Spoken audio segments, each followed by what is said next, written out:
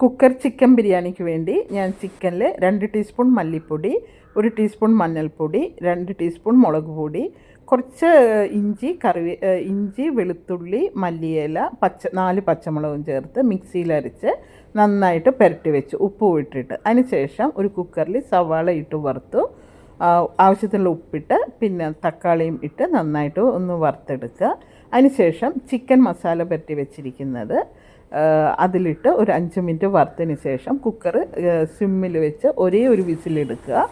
അതിൽ ചിക്കൻ വെന്തിട്ടുണ്ടാവും. അതിനുശേഷം നമ്മൾ സോക്ക് ചെയ്ത് വെച്ചിട്ടുള്ള ബിരിയാണി അരി ഒരു 2 മിനിറ്റ് ഒന്ന് വറുത്തെടുക്കണം. ഒരിത്തിരി എണ്ണ ഒഴിച്ചിട്ട്, എണ്ണയോ നെയ്യോ ഒഴിക്കാവുന്നതാണ്.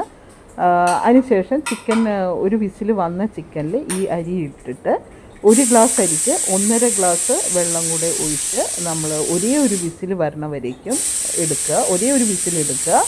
അതിനുശേഷം കാഷ്നട്ട് മുന്തിരി ചേർത്ത് ഡെക്കറേറ്റ് ചെയ്ത് ഉപയോഗിക്കുക. ഇത് കുട്ടികൾ കൂടി ഈസി ആയിട്ട് ഉണ്ടാക്കാൻ പറ്റും.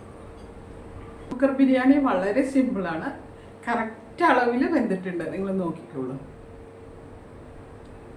അപ്പോൾ സൂപ്പർ ടേസ്റ്റുമാണ്. എല്ലാവരും ഒന്ന്